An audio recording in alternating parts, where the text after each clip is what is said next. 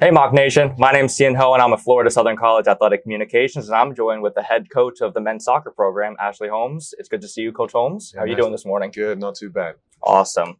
Well, you find yourself over 10 years into your tenure with the program, both as a coach and as a player beforehand. How does it feel coming together with your assistant coaches, Pablo, as well as your associate head coach, Anthony? Yeah, really excited for the new season, to be honest with you. I think going past that 10-year kind of milestone for ourselves, I feel like we're in a situation now where we know kind of the ins and outs of the program and what needs to be successful. So really fortunate to have a great coaching staff, and obviously the guys know what is expected on and off the field. And at this point, we're just ready to get going, really. You've had a couple scrimmages so far to start the year, and we have yet to start the actual season, but we have 9 new players in the squad with a couple transfers as well as some freshmen. Talk to me about the transfers that have come into the squad this year. Yeah, they've been great so far. There's a couple of guys who are going to be real good additions to the group. We've got a transfer from Longwood, a forward, who's doing really well in pre-season. Utah from Daytona is looking strong as well. One of their other transfers is having a little knock right now, so he hasn't participated in the scrimmages, but we're hoping to get him back in training. The group's good. I feel like it's a good mix of kind of guys who are experienced in college soccer with guys who kind of know how I want to play and how we play as a group. And I think, just kind of getting them together and get them on the same page, really.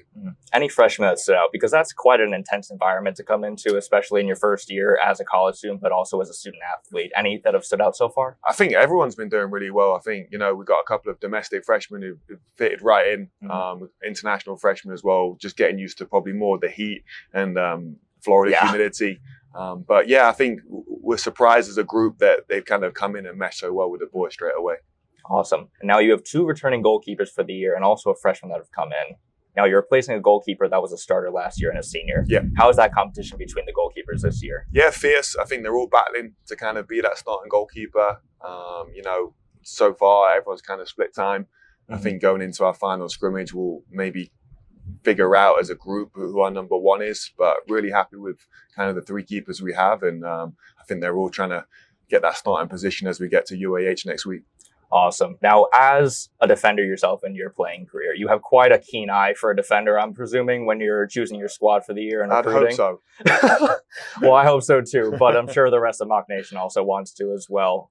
What really can we see from that backline this year and setting the tone in terms of getting those clean sheets in addition to the goalkeepers? Yeah, I think kind of you hit the nail on the head. Like, the way we're successful is defensively first. Like, that's something that we've always kind of prided ourselves on. We are a hard-working team. Guys definitely will kind of understand their roles and responsibilities off the ball defensively. We will change through systems, so depending on kind of who we're playing against. But, guys will know that our success will stem from keeping the ball at the net. And I do believe we have a strong nucleus of defenders who can do that. Moving up towards the central third of the field, that's incredibly important for your team, extending that defensive approach, but also pushing your team forward in transition. What can we see from the midfield this year that's going to be so incredibly dynamic? I think that's the word, really. I think we've got attacking players who have got pace and power, and, historically we've been a bit more of a transition team, and we do have those players as well. But I think at times we do want to try and dictate the ball a little bit more. So a couple of the players who we brought in, we feel that maybe can put the foot on the ball at times and maybe change the way we play against certain opposition. You did lose your top goal contributor in Kyle Carr to graduation from the 2023 season, but your team found goals from all over the pitch last season. Where can we find goal contributions this year as you look to make a playoff? I think that's our biggest goal going into the season was, we have to replace, we have to find more goals. I think last year, our biggest area of weakness was the fact that we didn't score so many goals. So this year, moving forward, there is a big effort in training for a lot of players to, figure out maybe better runs, better ideas in the final third. And like you said, there's obviously a couple of transfers we brought in who we are looking to try and score goals, but it's not just down to them. Other players need to step up, and we have to try and find other ways to score goals in this league. Well, it sounds like a great squad. I'm sure the rest of Mock Nation is really excited to hear about it for the year. Tell me about the Sunshine State Conference playoff changes, because now both seeds 1 and 2 do not get a bye, and 8 teams make the playoffs. I'm sure that's quite impactful for you considering we're 8th in the preseason poll. Yeah, I think, for us, it's, we always kind of in that 5 to 8 kind of field. We have internal goals where we talk about it, kind of push the envelope and try and get into uncharted territory. We have our own expectations and goals this season. We don't really look too much at the preseason poll. We always feel that we exceed kind of the league's expectations. So, we'll just kind of go to work and we'll kind of go through the out of conference schedule. And then as we kind of approach Lynn, we'll kind of see where we're at and give the SSE a good go this year again. You do kick off next Friday on September 6th at 7 p.m. against the University of Huntsville, Alabama. What is the goal for the home opener? I think for everyone to kind of, go through these next 10 days as fit as possible, try and be as healthy as possible. The first 2 games for us are always difficult in terms of teams from the Gulf South. They work hard, they battle. It may be a bit of a different style of football to some of the teams in the SSE. So our guys have to kind of understand that challenge. I think being at home this year will help us in terms of us making sure that we try and imprint our brand of football a little bit closer to the start of the season. But I'm hopeful that the guys can kind of understand what's needed to be successful in this league, and we've got 2 good games to kind of start the season. You mentioned that second game, and you do have a small homestand as you play on Sunday at 1 p.m. against the University of West Alabama. Let's talk about some of the other out-of-conference teams. What is the goal before we kind of get into Sunshine State Conference games?